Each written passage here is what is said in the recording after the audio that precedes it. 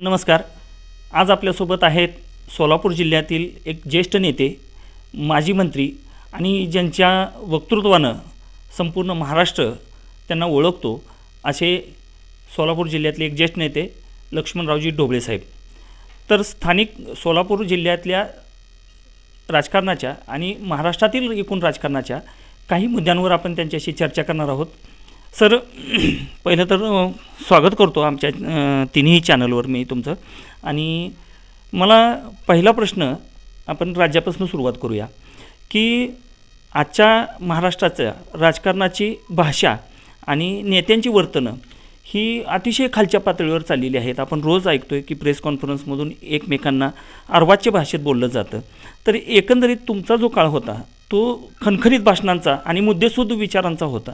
आजच्या राजकारणाच्या या एकंदरीत परिस्थितीवर आपलं काय मत आहे? आकाशवाणीजवळचं आमदार निवास असायचं आणि विस्तारित आमदार निवास, मॅजिस्टिक आमदार निवास या ठिकाणावरून चालत आमदार विधानसभेत यायचे. तर विधानसभेच्या आयुधाला बरोबर घेऊन येताना पिशवीत पुस्तकं असायची आणि माणसं सभागृहात यायची. आत्ता आमदाराचं येण्याचं स्वरूप बदललेलं आहे. चालत येण्याचा, टॅक्सीतून येण्याचा विषयच उरला नाही. एक मोजक्या अशा माणसांच्याकडं BMW, मर्सिडीज अशा ऑडी वगैरे अशा गाड्यातून माणसं आता येताना दिसत आहेत. त्यावेळेला सोन्याला फारशी किंमत नव्हती असं नाही, नेहमीच किंमत असते. पण अलीकडं एकही बोट रिकामं असू नये अशा अपेक्षेनं आमदार पायऱ्या चढताना दिसत आहेत. जेव्हा डोक्यात काही नसलं की बोटातून उतरतं. जेव्हा डोक्यात असतं त्यावेळेला बोटाचा मोह राहत नाही.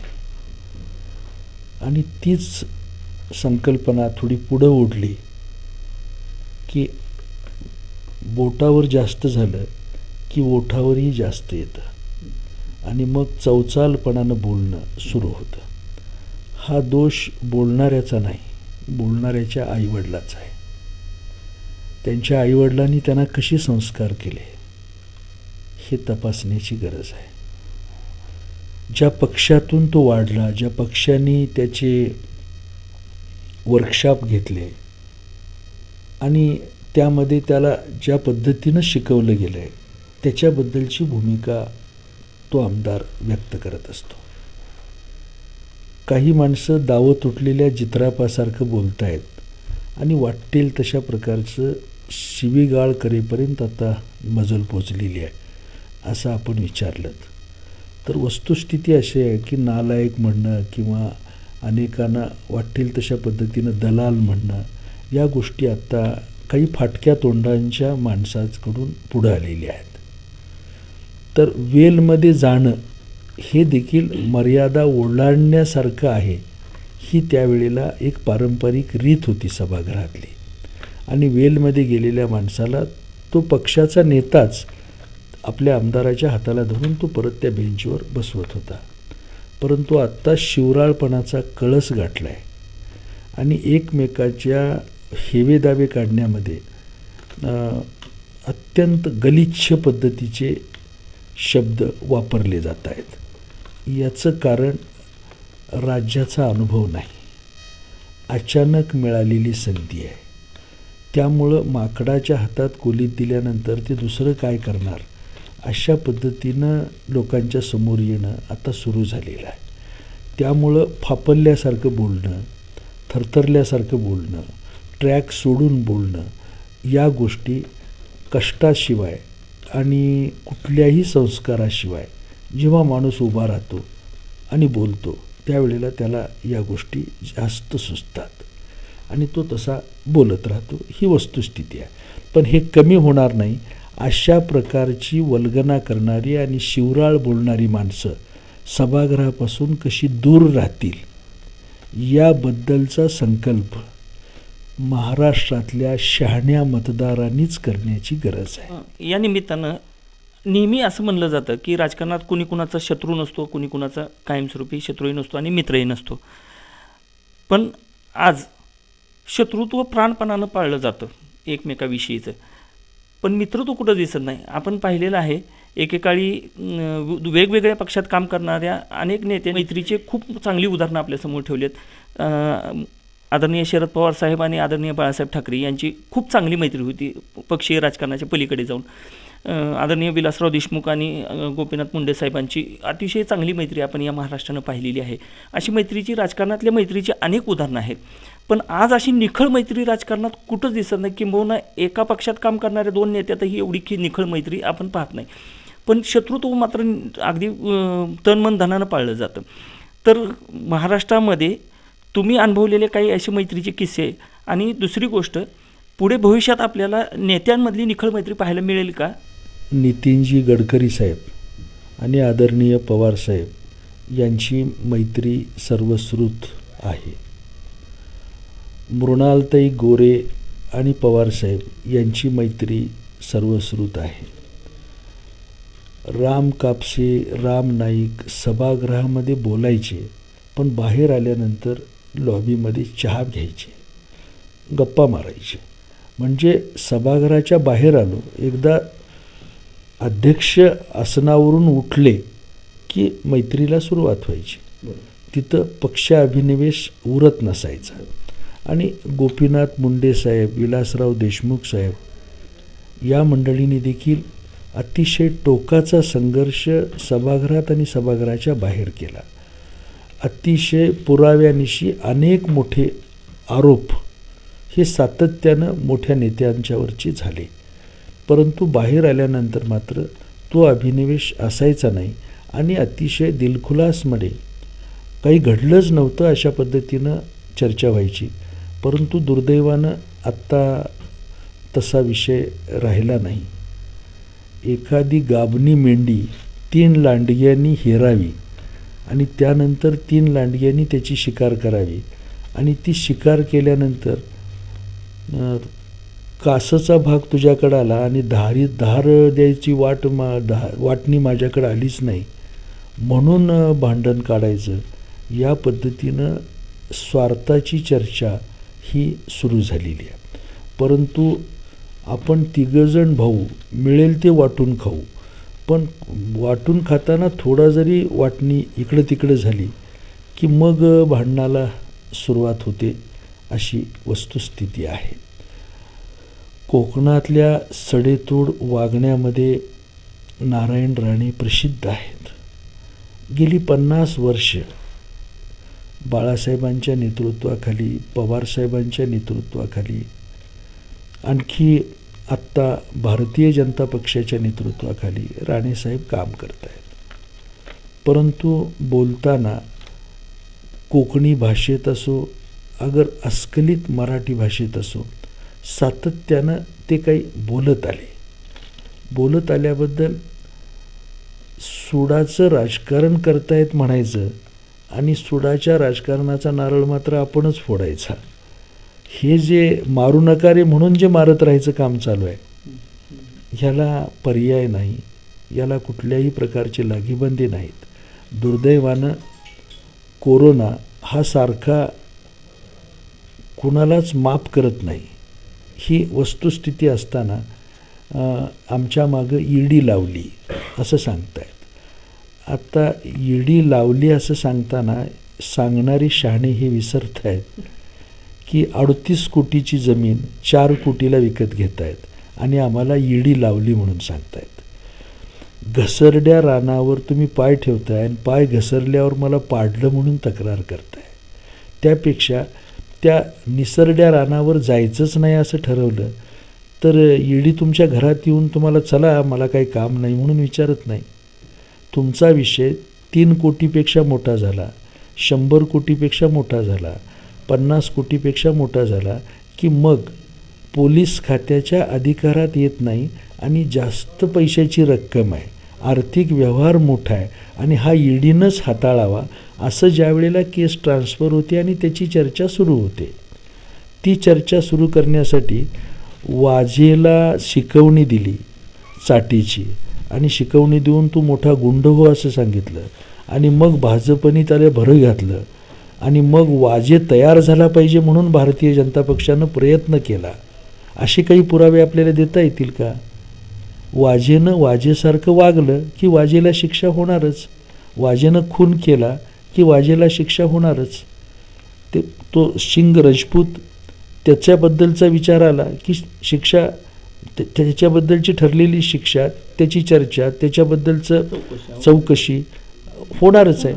आणि हे सगळा राग एवढा जास्त जर कुठल्या एखाद्या फटकळ तोंडाला येत असेल तर त्यानं शहाणं व्हावं आणि तात्काळ कोर्टात जाऊन विचाराची कानपाठ थोबाडीत मारण्याचं काम कोर्टातून करावं की हे नालायक आहेत आणि आम्हाला कारण नसताना एका सज्जन माणसाला अटक करतायत म्हणून कोर्टात जायला हरकत नाही.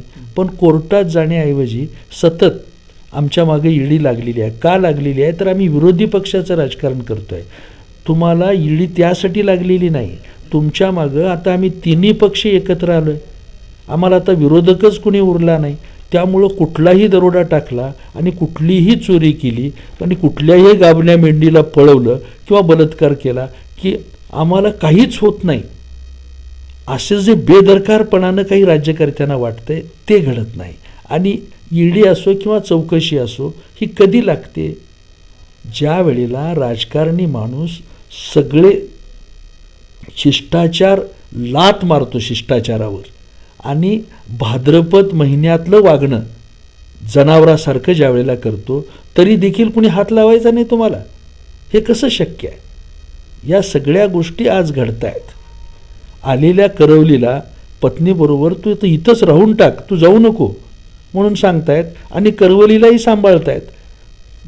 विजेचं कनेक्शन घेतलं की मीटर पडणारच, 2 मुलं झाली मग तुमची नावं लागणारच आणि तुमची 2 नावं लागल्यावर मग म्हणताय की माझी चौकशी होते. कोण करतंय? ईडी करते. कशाला करते? तुम्ही भाद्रपदात पदार्पण केलं म्हणून पोलीस चौकशी करतात. हे आपल्या लक्षात येत नाही. आपण भाद्रपदातल्या जनावरासारखी वागताय, हे थांबवा. ईडी तुमच्याकडे तुमचं तोंडही बघणार नाही. पण चोऱ्या करताय आणि पुन्हा ईडी आम्हाला चौकशी करते म्हणताय. एखाद्या ठिकाणी जमीन घेताय आणि त्या जमिनीची चौकशी झाली म्हणताय. हे जास्त वाईट आहे. अतिशय महत्त्वाच्या शहराच्या ठिकाणी स्क्वेअर फुटात असलेली जमीन तुम्ही विकत घेताय आणि ती जमिनीची चौकशी का झाली, माझ्याकडं का तिरकं बघितलं म्हणताय. पोलीस बघणारच. तर हे सगळं शिवराळपणानं जे आज चाललेलं आहे आणि हे सगळं करताना आज सतत की माझी बदनामी करतायत आणि माझ्या मागं लागतायत म्हणून जे ओरडतायत हे ओरडणं चांगलं नाही. कुठल्याही राज्यकर्त्याचं असं ओरडणं चांगलं नाही. तर आता तुम्ही बोलता बोलता एक उल्लेख केला की सुडाचं राजकारण अशी ओरड केली जाते सत्ताधाऱ्यांकडनं. सध्या सत्ताधारी आंदोलन करत आहेत विरोधी पक्षाच्या विरोधात, अशी बऱ्याच वेळा परिस्थिती दिसते सध्या. सुडाचं राजकारणावरही काल जयंत पाटील साहेब पंढरपूरला आले होते. त्यावेळी पण त्यांनी एक उल्लेख केला की केंद्र सरकार हे राज्यातल्या नेत्यांच्या विरोधात सुडाचं राजकारण करत आहे. तर खरं तुम्हाला असं वाटतं का की सुडाचं राजकारण होतं आहे आणि अशी परिस्थिती आहे? सहकार खात्याचा केंद्रीय मंत्री म्हणून अमित शहा साहेबांनी सूत्र हाती घेतली. प्रवरेच्या काठावर जाऊन नातांचं स्मरण करून बाळासाहेब विखे पाटलांना वंदन करून मी सहकाराची सूत्र हाती घेताना साखर कारखानदारी मोडायला आलो नाही, जोडायला आलो आहे असं सांगून त्यांनी ते काम हातात घेतलं. आणि हातात घेतल्याबरोबर पहिल्या 3 महिन्यात साखर कारखाना असो कुठलीही सहकारी संस्था असो त्याला 50 वर्ष, गेल्या 50 वर्षात केंद्र सरकारच्या NCDCचं कर्ज मागताना राज्याची NOC लागायची. तर याबद्दल बोलताना अमित शहा हे सहकाराचे अभ्यासक आहेत. गडकरी साहेब हे महाराष्ट्राच्या सगळ्या प्रश्नांचे अभ्यासक आहेत. कशाला गरज आहे पाहिजे राज्याच्या NOCची? त्यांनी एका सेकंदात राज्याच्या NOCची गरज नाही असं सांगितलं. कदाचित सहकाराला डिवचायचं असतं तर ही NOC कॅन्सल करायला नको होती. त्रास देण्यासाठी त्याची गरज होती, पण नाही, ही NOC काढून टाका म्हणून सांगितलं. आणि हे NOC काढणं हे जर सत्ताधाऱ्यांना त्रासदायक वाटत असेल, 4 पैसे मिळवण्यासाठी हे साधन आमच्याकडनं काढून घेतलं असं कोणाला वाटत असेल तर ते स्वाभाविक आहे. त्यांचा अभ्यास दांडगा आहे, त्याग दांडगा आहे. पण 50 वर्षात आपल्याला ही अट रद्द करायचं शहाणपण सुचलं नाही आणि आपण भुईमुगाच्या शेंगा झाडाला लागतात का जमिनीत लागतात ही ज्याला माहीत नाही त्यांनी आम्हाला शेती शिकवू नये म्हणून आपण शिव्या देत राहिलो, याच्याबद्दल आपल्याला कुणालाच काही लाज वाटत नाही. हे सगळे चिंतनाचे विषय आहेत. आता सहकाराचा विषय निघाला आहे तर महाराष्ट्र हा सहकाराच्या बाबतीत बराच आघाडीवर आहे. सहकारी साखर कारखाने असतील, बँका असतील, दूध संघ आहेत, आपल्याकडं खूप असे सहकाराचं जाळं आहे आणि सशक्त सहकार आजपर्यंत होता. आणि सहकाराच्या राजकारणाची मात्र मक्तेदारी एका पक्षाकडे असल्यासारखी होती आजपर्यंत. हे चित्र आजकालच्या परिस्थितीत बदलत आहे थोड्याफार प्रमाणात, पण अजूनही सहकारावर पकड हे राष्ट्रवादी काँग्रेस पार्टीचीच बऱ्यापैकी आहे. परंतु आपल्या जिल्ह्यात 13 पैकी आज एका कारखान्याचा विषय वारंवार चर्चेत येतो, तर पंढरपूर तालुक्यातील विठ्ठल सहकारी साखर कारखाना जो एकेकाळी संपूर्ण महाराष्ट्रात त्या कारखान्याचं नाव होतं. इतर कारखान्यांना लोक विठ्ठल सहकारी साखर कारखान्याचं उदाहरण द्यायचे आदर्श म्हणून. आज त्या कारखान्याची अतिशय दयनीय अवस्था झालेली आहे. कामगारांचे पगार थकलेले आहेत, शेतकऱ्यांची उसबिलं थकलेली आहेत, वाहतूकदारांचे वाहतुकीचे पैसे थकलेले आहेत. आणि कालही जेव्हा जयंत पाटील साहेब इथं आले होते त्यावेळी अपेक्षित लोकांना होतं की ते त्यावर काहीतरी भाष्य करतील, किमान आशा तरी पल्लवित होतील, पण कोणताही पूर्ण विषयाला बगल देऊन पुढे गेले. तर सोलापूर जिल्ह्यातील सहकाराची स्थिती, तुम्ही पण सहकारात काम केलेलं आहे, तर तुमच्या दृष्टीतनं काय की सोलापूर जिल्ह्याचं सहकाराचं भविष्य काय आहे? आमदार जयंतराव पाटील हे एक अत्यंत संयमित राजकारण करणारं नेतृत्व आहे. सध्या ते 5 साखर कारखान्याचे मालक आहेत. टेक्स्टाईल धंद्यामध्येही त्यांचा मोठा वर्चस्व आहे. गारमेंट नावाच्या व्यवस्थेलाही ते हात घालत आहेत. वर्षातून एकदा पवारसाहेब, जयंतराव पाटील साहेब,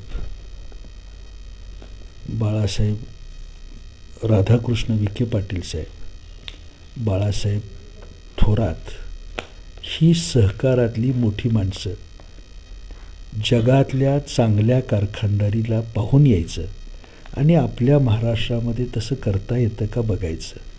त्यापैकी एक ते नेते आहेत. पण जर आपल्याला चांगलं बोलता येत नसेल तर निदान वाईट तरी बोलू नये. ह्या संस्कारात कदाचित राजाराम बापूच्या संस्कारात वाढल्यामुळं त्यांना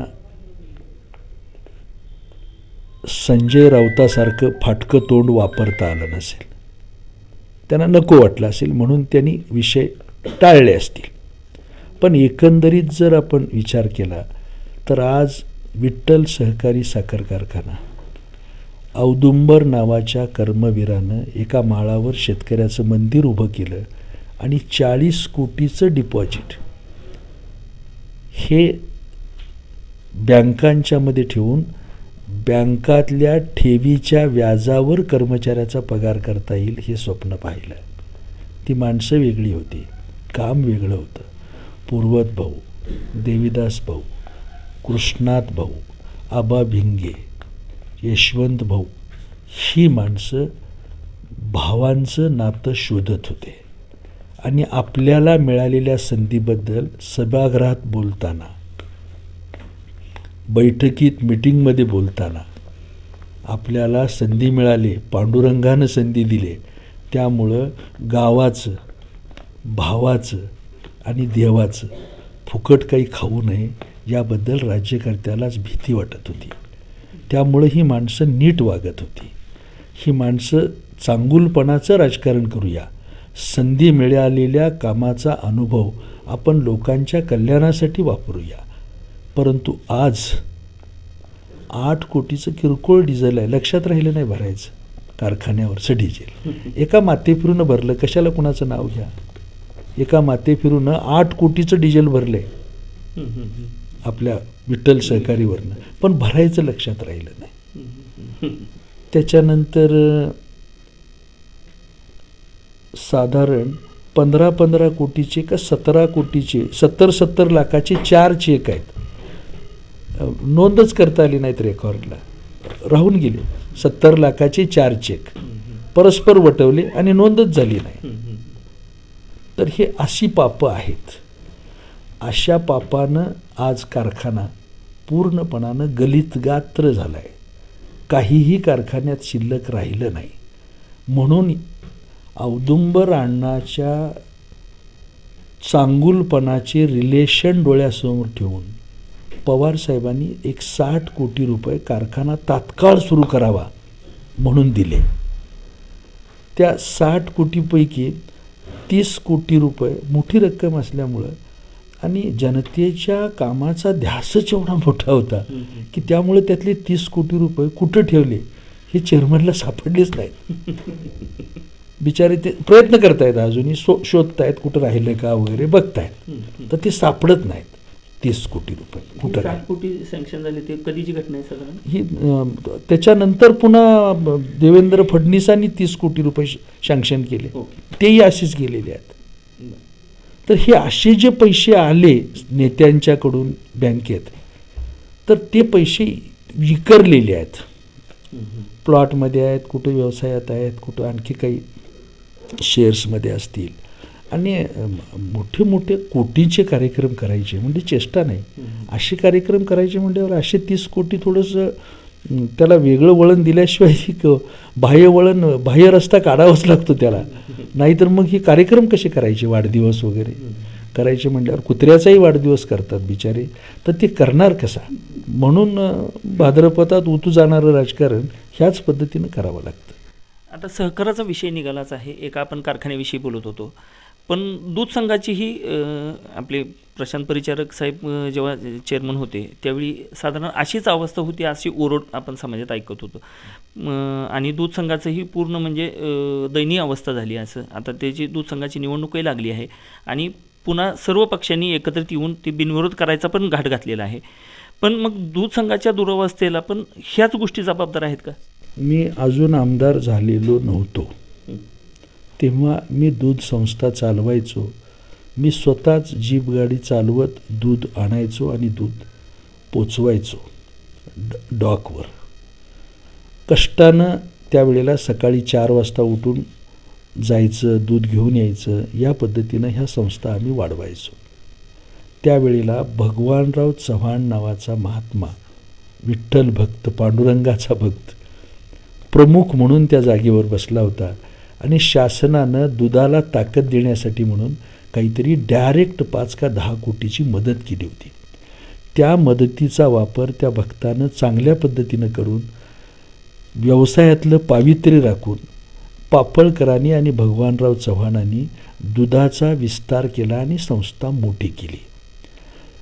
संस्थेला आणखी मोठं होण्याची गरज भासायला लागली, जागेची गरज भासायला लागली.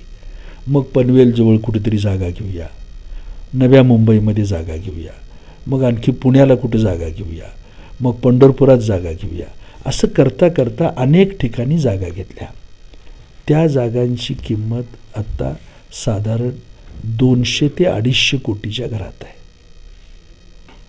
ह्यांना आत्ता जी निवडणुकीची चुरस आहे, लढाई आहे, ह्या लढाईमध्ये यात काही महाभाग असे घुसलेले आहेत की यांना त्या दूध उत्पादकाचं काही घेणं देणं नाही, त्या शेतकऱ्यांच्या हिताचं काही घेणं देणं नाही.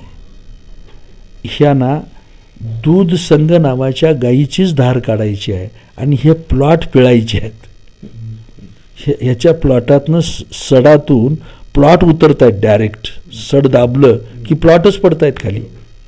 त्याच्यावर ह्यांचं काही लक्ष आहे आणि त्याच्यासाठी हा दरोडा जर घालता आला रीतसर, कुत्र्याला मारायचं आहे पण पिसाळलं म्हटलं की मारायला मोकळं, तसं कारण दाखवून हे प्लॉट विकून मोकळं व्हायच्यासाठी काही जण घुसलेले आहेत. मी अभिमानानं सांगतो की पहिले 15 वर्ष भगवानराव चव्हाणांनी चांगलं काम केलं. त्याच्यानंतर मध्ये काही दिवस बऱ्यापैकी काम चाललं. त्याच्यानंतर प्रशांत परिचारकांनी काही दिवस अतिशय चांगलं काम केलं. त्याच्यानंतर जे मोठे वाद सुरू झाले ते अतिशय भयानक आहेत. त्याच्यामध्ये सतत या दूध संघामध्ये वाद सुरू झाले आणि त्याचा फायदा घेऊन एका देव माणसानं एक टँकरच आपल्या नावावर सुरू केला. संचालक ज्या वेळेला कार्यालयात यायचा एक कॅन घेऊन जायचा, तुपाचा असो दुधाचा असो, एक कॅन घेऊन जायचा. 2-4 मंडळी होती गरीब असलेली, ती करायची, लोकही दुर्लक्ष करायचे. पण त्यांचं बघून एक जो देव माणूस आहे तो राजकारणातला मोठा नेता आहे, आता मग त्याला कोणी अडवायचं, त्यानं आपल्या नावावर एक टँकरच घालायला सुरुवात केली. परस्पर म्हणजे दूध संघात तो यायचा रोज तो टँकर दूध भरायचा आणि जायचा आणि वर पुण्याला नेऊन घालायचा. तर हे सुरू झालं आणि ती कुणीही अडवू शकलं नाही. त्यावेळी चेअरमन म्हणून प्रशांतरावनी हस्तक्षेप करायला पाहिजे होता ना. करायला पाहिजे होता, पण मान राखावा लागतो ना. मोठ्या माणसांचा मान राखणं फार आवश्यक असतं. आणि परमेश्वराने आता कार्यालय खाली आणले, त्यामुळे शिक्षाच करायची असेल तर देवानं करावी, आपण कशाला करायचं असं त्यावेळेला परिचारकांनाही वाटायचं. तर ह्या पद्धतीनं हा संघ धुवून खाल्ला आणि संघाचं आत्ता वाटोळं झालेलं आहे. आत्ता येणारं संचालक मंडळ दूध उत्पादकाच्या हिताचं समाजसेवा करणार का प्लॉट विकायचं कारस्थानाचं राजकारण करणार, अशा 2 गोष्टी घेऊन ते आत्ता राजकारण करतायत. तुम्ही मंत्रीही राहिलेले आहात, अनेक वर्ष तुम्ही महाराष्ट्राच्या राजकारणावर, सोलापूर जिल्ह्याच्या राजकारणावर प्रभाव होता तुमचा. पण गेल्या काही दिवसांपासून तुम्ही राजकारणापासून थोडीशी दूर दिसताय. म्हणजे आम्हाला राजकारणात सक्रियमध्ये दिसत नाही किंवा तुम्ही कुठल्याही वैधानिक पदावर आता सध्या नाही आहे. तर भविष्यात विचार आहे का कुठले, म्हणजे की कुठली आमदारकीची असेल, खासदारकीची असेल, निवडणूक लढवण्याचा, विधान परिषद, राज्यसभा वगैरे काय तुमच्या अपेक्षा, म्हणजे राजकीय वाटचाल काय पुढची तुमची? राजकारणामध्ये संपत्ती मिळवणं आणि मिळवलेली संपत्ती पुन्हा पेरून दुप्पट करणं हा एक काही लोकांचा कार्यक्रम असतो. आम्ही नेत्यावर श्रद्धा ठेवून, पक्षावर श्रद्धा ठेवून प्रामाणिकपणानं काम करीत गेलो.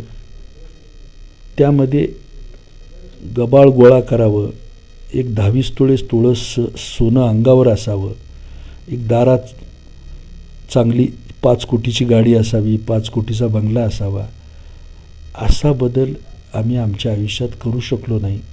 आम्हाला ते सुचलंही नाही. किंवा पोरापासून आपल्यापर्यंत एक 200 कोटीचं 300 कोटीचं DCC बँकेचं कर्ज काढावं आणि पुन्हा माफ होते म्हणून नेत्याकडनं माफ करून घ्यावं, तशी अक्कल आम्हाला जमली नाही. ती हुशारी नव्हती आमच्याकडं.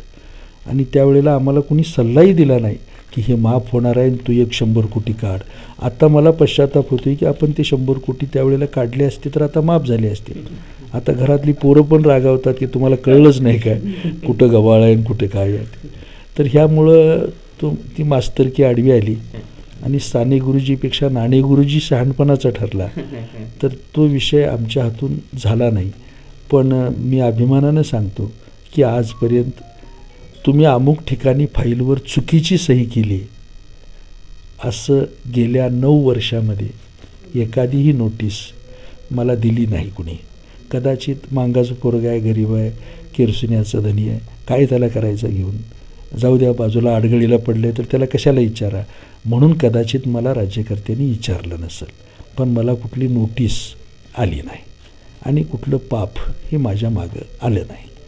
तर याचं कारण आपसूक जमा झालेली संपत्ती माणसाला नीट झोपू देत नाही. तसं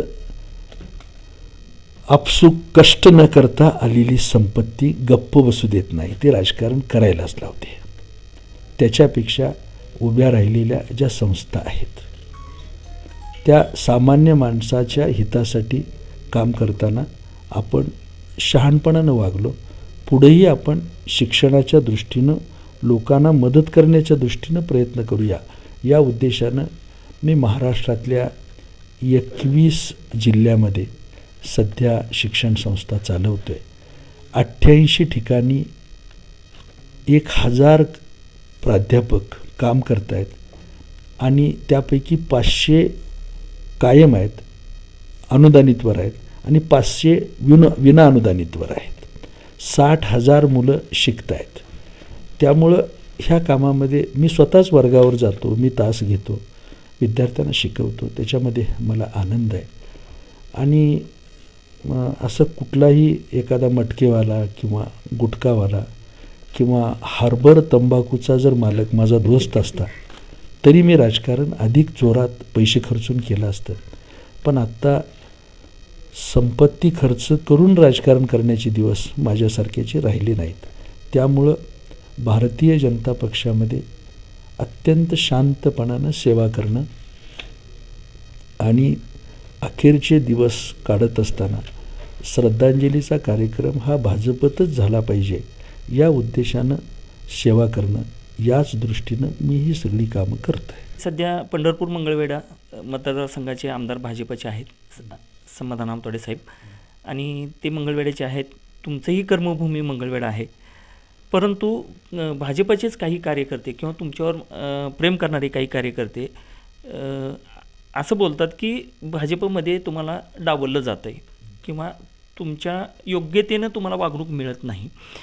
तर तुम्हाला असं वाटतं का की सध्याचे जी भाजपचे जे तरुण कार्यकर्ते किंवा पदाधिकारी आहेत, आमदार आहेत, यांच्याकडून तुम्हाला वेगळी वागणूक मिळते किंवा डावललं जाण्याची भूमिका आहे? ज्या आमदारांना आपण मदत केली, कारखान्यात मदत केली, विधानसभेला मदत केली, ते आमदार आमच्यासारख्याला समजून घेतील, आमच्या ज्येष्ठतेचा मान राखतील अशी अपेक्षा करणं चुकीचं आहे. कारण त्यांना समजून घ्यायलाच वेळ लागेल. कारण त्यांच्या कॅल्क्युलेटर जे आहे त्यांचा, की बाबा हे 400चं काम घेतल्यानंतर त्याची 1200 कोटी कशी होतील, तर त्या कॅल्क्युलेटरमध्येच आम्ही येणं फार अवघड आहे. त्यामुळं त्यांच्याकडून काही अपेक्षा करणं मला योग्य वाटत नाही.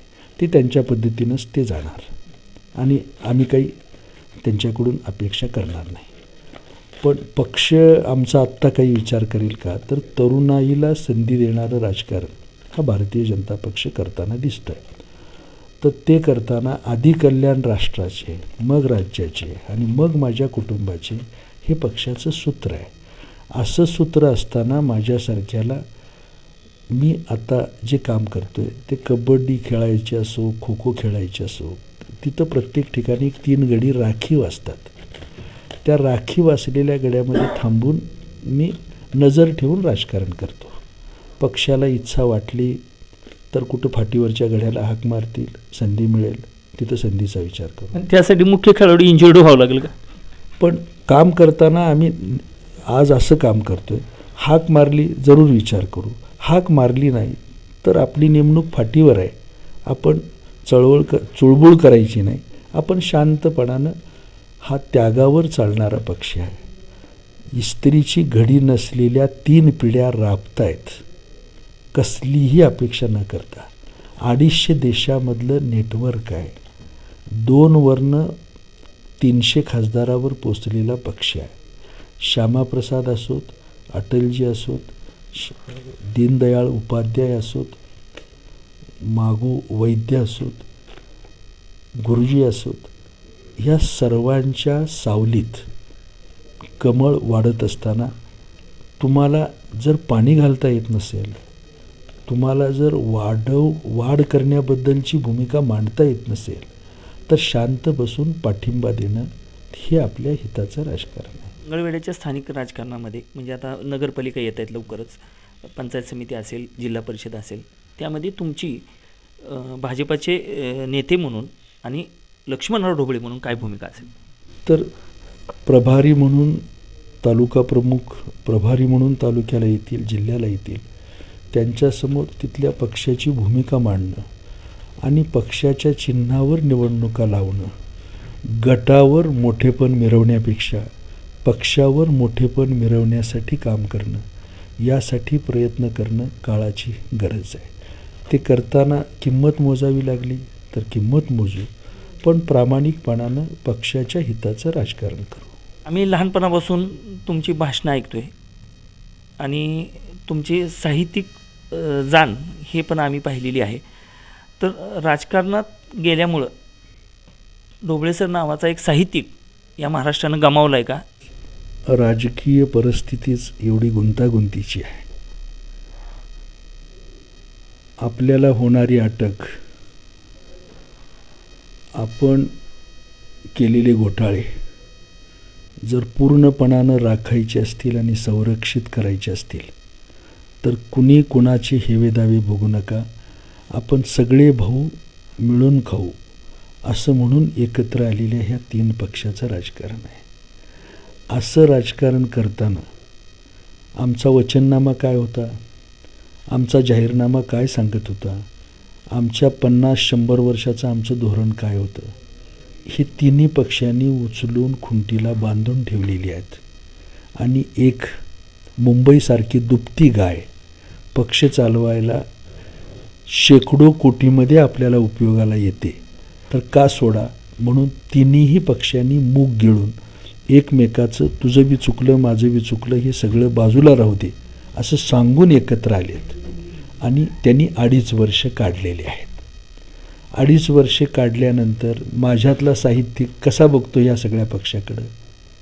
आज माझ्यातला साहित्यिक या पक्षाकडे असा बघतो की शिवसेनेच्या म्हशीला राष्ट्रवादीचं रेडकू पितं आहे आणि नुसतं पिऊन मोठं होत नाही, सडातून रक्त पडायला लागलं म्हणते म्हैस तरी रेडकू सोडत नाही, थांब म्हणते अजून. ह्या रक्तासगट पिणारं रेडकू जर गोट्यात गोंधळ घालत असेल, म्हैस बिचारी काय म्हणणार? ती पण गप्पच बसते, काहीच बोलत नाही. आणि केवळ 6 तास काम केल्यावर देखील, नुसतं 6 तास काम केल्यावर जर देशात आदर्श ठरतोय माणूस मुख्यमंत्री, तर 6 तासात जर कामाची वाढ केली मातोश्रीतच बसून उंबरठा न ओलांडता जर 6 तासाची 7 तास झाले तर कदाचित जगातला चांगला मुख्यमंत्री म्हणून यांचं नाव होईल. त्यामुळं त्यांना प्रसिद्धी आवडत नाही, फोटो काढणारा व्यवसाय होता त्यांचा, त्यामुळं ते अशा गोष्टीकडे लक्ष देत नाहीत आणि म्हणून ही कामं सगळी थांबलेली आहेत. आणि ऊसाला चांगला भाव मिळत नाही.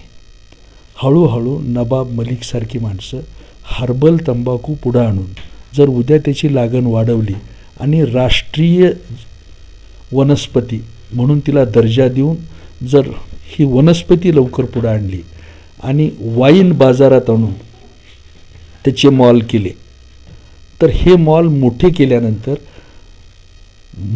शिवसेनेच्या म्हशीला पिऊन मोठं झालेलं जे रेडकू आहे त्यानं दंगा करताना समाजाला त्रास वाटू नये म्हणून वाईनचं उत्पादन आणखी वाढवायचं आणि पाण्यासारखं वाईन जर लोकांना दिली तर लोकांना त्रास झाल्याचं देखील लक्षात येऊ नये.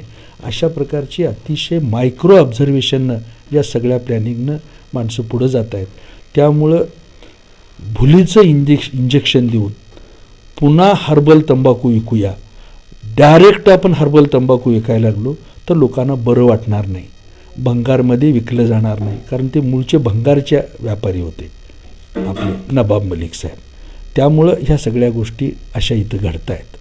तर अशा वेळेला पूर्णपणानं आपलं नॉलेज, आपली कर्तबगारी, आपली इज्जत, आपली प्रतिष्ठा, आपल्या पक्षाची 125 वर्षाची परंपरा, आपलं हिंदुत्व, मराठी माणसाच्या कल्याणाचा विषय, आपण कधीकधी पुरोगामी असतोय, 80% समाजकारण 20% राजकारण करताना आपण राठोडला अभय दिलं, धनंजय मुंडेंना अभय दिलं, द्विभार्या दुसरं लग्न करतोस कर पण पक्षात राहा, माणसं कमी आहेत जाऊ नको असं त्याला विनंती केल्यावर तो बिचारा थांबला, नाहीतर तो थांबला नसता. तर हे जे सगळं काम आहे, तर हे एक राष्ट्राला उद्देशून पागे भरदेसारख्या माणसांनी द्विभार्या पद्धती आणली होती आणि कायदा केला होता, द्विभार्या प्रतिबंधक कायदा केला होता. तो चव्हाण साहेबांच्या काळात झाला होता. पण एकदा कायदा मोडू, एकदा गांधीला सोडू, पण सत्ता सोडायची नाही, एवढं ठरलेलं आहे. नमस्कार. आपल्यासोबत होते माजी मंत्री आणि सोलापूर जिल्ह्यातील एक ज्येष्ठ नेते, भाजपचे नेते लक्ष्मणरावजी ढोबळे, आणि अनेक विषयावर त्यांनी आपली रोखठोक आणि ढोबळे स्टाईलमध्ये प्रतिक्रिया दिलेली आहे, मत व्यक्त केलेलं आहे.